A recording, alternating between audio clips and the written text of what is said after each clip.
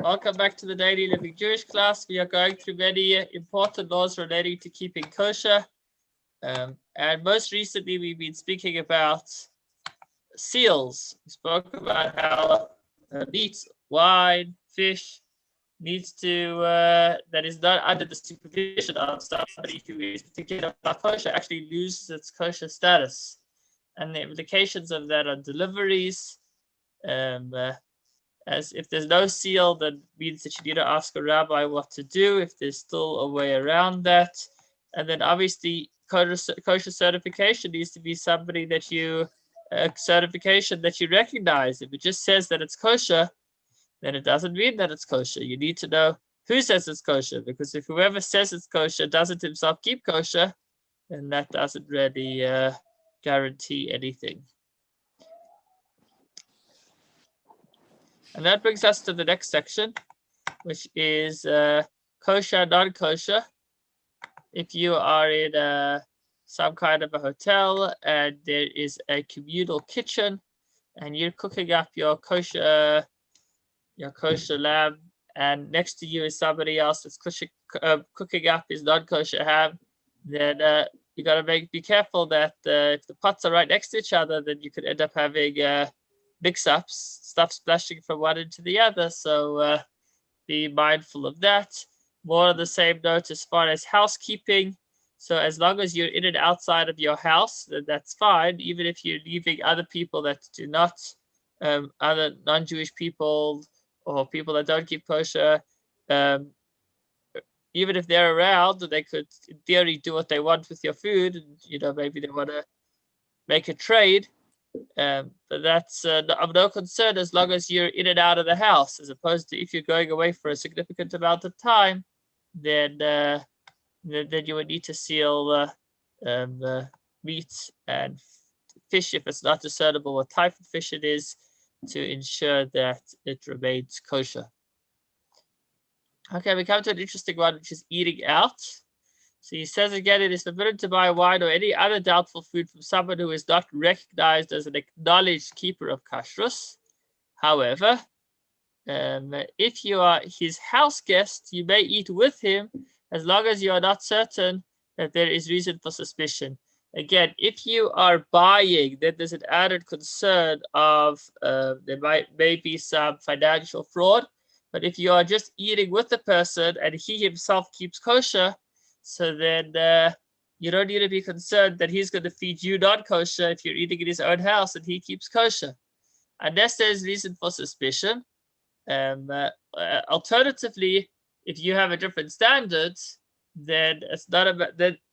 It wouldn't help that he keeps kosher. He would need to keep your standards in order for you to know that what he's serving you is something that actually meets your standards. So the concept, though, is that if you're eating with somebody, there's no reason to suspect him of doing something wrong. But yeah, so that's as far as staying in people's homes, eating their food. Pot repairs. Here's another interesting one. Care must be taken not to leave culinary utensils in the house of a non-Jew, lest he make use of them. Even if you're giving utensils to a non-Jewish craftsman to be repaired, if you suspect that he used it, then you should consult a rabbinic authority. You might need to kosher it. So if you find a guy, I don't know, a Louis Botha somewhere that seems to give you a really good deal on fixing your pots, and maybe at the same time he's got a little eatery on the side, and you suspect that maybe his two trades interfere with him, lend themselves to each other, that would be a problem. I had a teacher in yeshiva that actually whenever he bought anything in the store, he would first kosher it. This is not at all a requirement, because if you're buying a brand new pot, then you could be sure that it's new. But he was concerned that maybe somebody else had bought it and returned it to the store and used it in between. Who knows?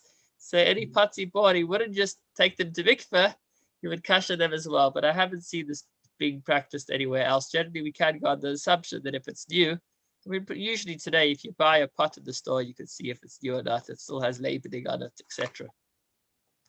Okay, now we move on to another topic, which has to do with the fact that in order for meat or chicken to be kosher, the animal needs to have been in a healthy state. This is one of the mitzvahs of the Torah.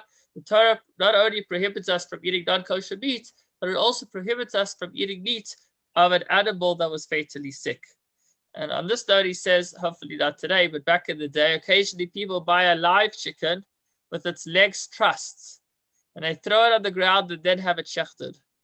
This practice is strictly forbidden because an animal or chicken which fell to the ground must not be eaten until it is observed afterwards walking 4 amos, which is, I guess, more than 2 steps because it's an animal, in a normal manner. Concerning lambs or calves, also it is well to be extremely careful in this regard. So, I mean, there's 2 issues at hand. There's one issue which is a prohibition in the Torah not to be cruel to animals. And that's something that is certainly not allowed. But the Torah doesn't say that if somebody is cruel to an animal, then one is forbidden to benefit from it. So when we're talking halacha, Jewish law, you need to decide what's a feeling and what's a law. So if you see that there is a particular farm that is mishandling their animals, and you decide that you don't want to buy animals from such a farm because of their cruelty to animals, then I respect you for that.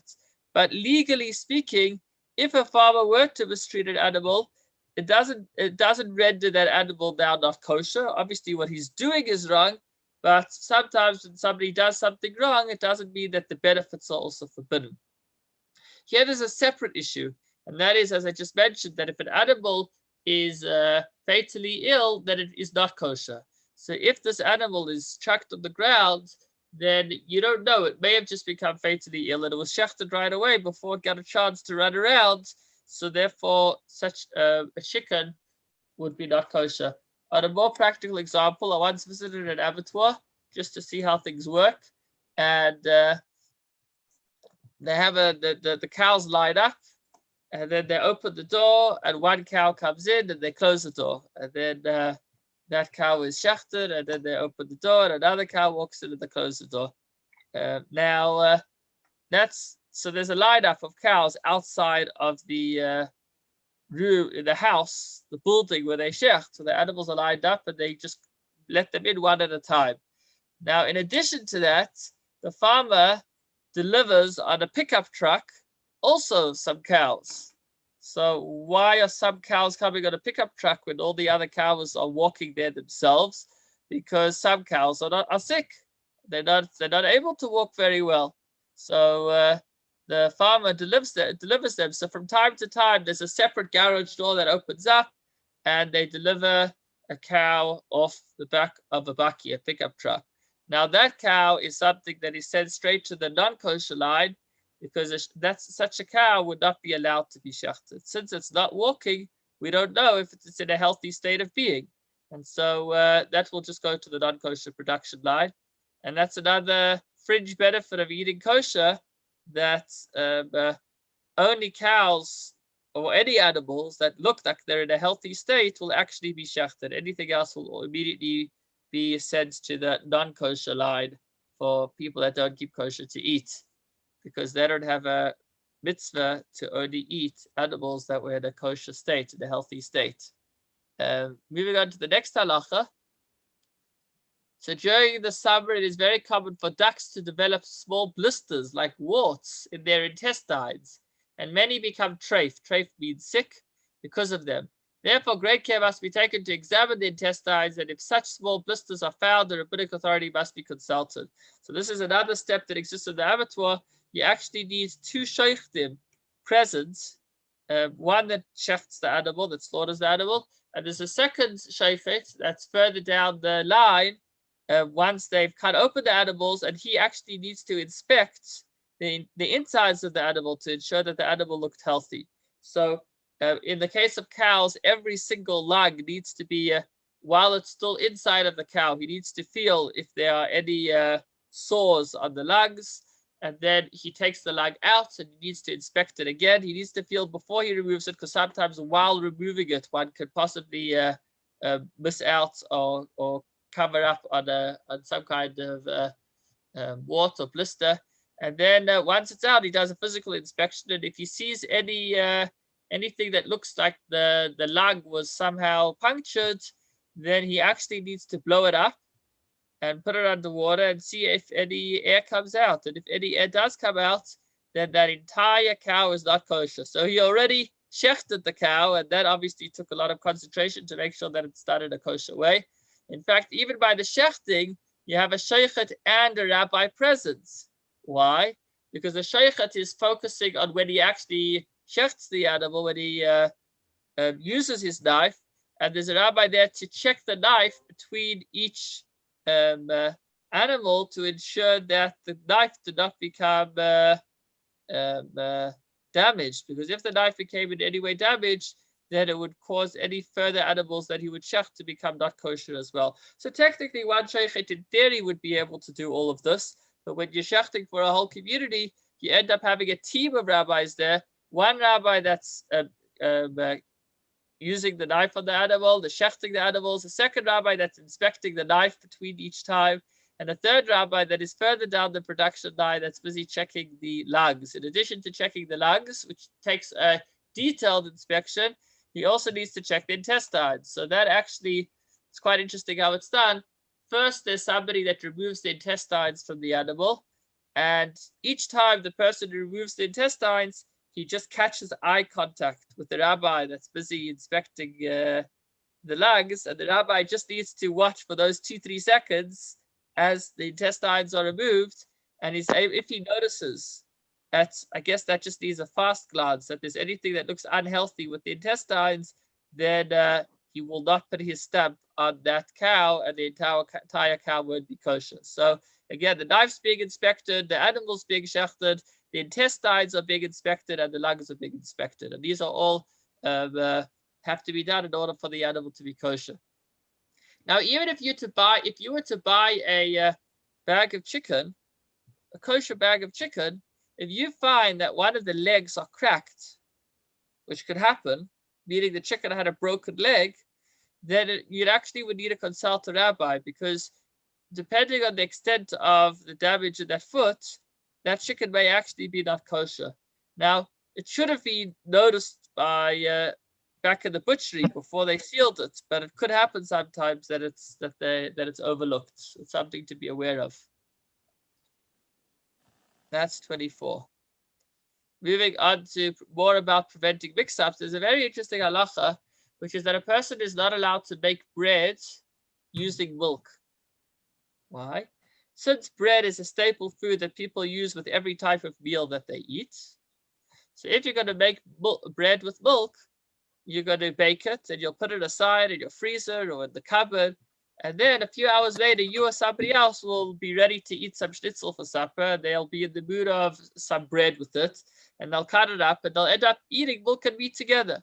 So therefore, the rabbis decreed that any bread that is kneaded with milk actually becomes not kosher.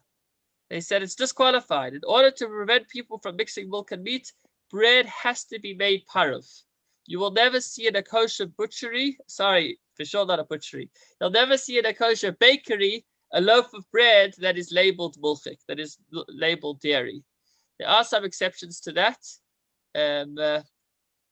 If, however, it was a small quantity, sufficient only for one meal, so if you're making bread for supper and you're sure that that loaf of bread will be finished today by tonight's supper, then that's fine, because you're not worried about it being eaten with meat, because you've just made enough for supper and you're having a dairy supper.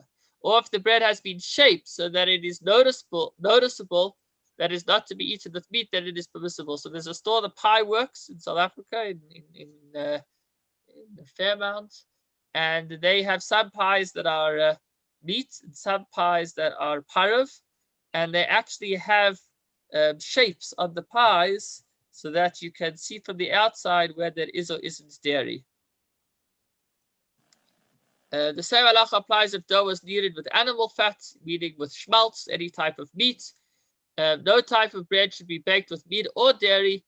Knishes in one oven. Here's a whole separate halacha, that you shouldn't use the same oven to bake both bread and a meat or dairy dish, because we worried that some of the butter or some of the fat will flow under the bread.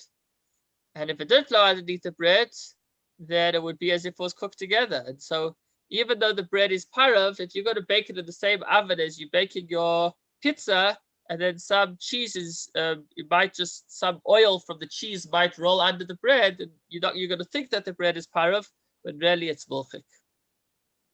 More about sharing ovens. If bread was baked together with a roast, so you in the same oven you have both bread and a roast, and the oven was closed and the roast was uncovered, so then you wouldn't be allowed to eat that bread with dairy foods. So this is practical if you're making a Shabbos meal and you're running out of time, so you put into your oven, on one shelf you put your roast, and on the next shelf you put your challahs, then you wouldn't be allowed to eat those challahs with cheese the next morning, unless the roast is covered. If it was covered, or if it was a big open oven, which isn't really the case today, practically speaking, then the bread would be permitted to be eaten. And if they wrapped in silver paper? Sorry? If they wrapped in silver paper? Yeah, so then it's covered. It should be fine. I mean, you need to use your seichel as well. If it's a very oily dish and the oil is still going to come through the silver paper, that's a problem. But if it's well sealed, then and they're sitting in two separate places in the oven, they're not touching each other, then that shouldn't be a problem. Nevertheless, initially care should be taken not to roast meat in an oven in which bread is being baked, for fear that some fat will flow under the bread. And even if the roast is in a pan, there is room for concern. So at the outset, you should not cook bread together with milk or meat at the same time in the oven. But if you did and the meat was sealed, then or the milk was sealed, then it is okay. If animal fat or milk overflowed on the floor of an oven, so let's say you were cooking some whatever it was, some a pizza, and then the cheese dropped onto the floor, so then you would have to kosher the oven. You need to have glowing heat, meaning coals, touching wherever that fat may have gone. So over the whole floor of the oven until it becomes white hot. So this has to do with koshering an oven. Basically, when you kosher an oven, you can't just be concerned about the trays and the walls, but also the floor. That's where fatty stuff may accumulate. And finally, going back to the previous discussion, which was about sick animals, another two halachas about that, castrated chickens may be eaten because we assume that the non-Jewish person, a Jew, is not allowed a castrated animal. But if a non-Jew castrated an animal, we assume that he's an expert and he did it in a way that didn't cause any defects to the intestines. If, however, any defect is found, even if it is merely that the intestines do not lay in their normal position, then it would be forbidden to eat from that chicken. So that has to do with castration, may only be done by a non-Jew, and even so, you can assume, I guess, that he's doing a proper job and he's not injuring the animal. In some communities, it is the practice of non-Jews who raise geese for sale to Jews to stab them under the wings with a needle or similar sharp objects so that the flesh becomes swollen and the geese look fat. A rabbinic authority should be consulted if they are kosher or not. Again, morally speaking, or there's definitely an issue over here of tsar balachayim, being cruel to animals, and that's not okay. And that's a really good reason why you might not want to support such a person. But whether the meat is actually kosher or not kosher, he says consult a rabbi if that act that they do does actually make it considered sick enough that it wouldn't be kosher. But either way, as I say, I wouldn't support such activity. It also happens when animals is overfed and becomes critically ill, that it was cured by striking it with an awl opposite its stomach. This procedure also raises a question for a rabbinic authority to decide whether such an animal is kosher. So in summary, we are certainly condemning any form of force feeding or pain that may be inflicted on animals, and if the animal may have become fatally ill, then it would be not kosher. Please God, tomorrow or next week, we'll speak on a few more additional points. We'll see what it is when we get there.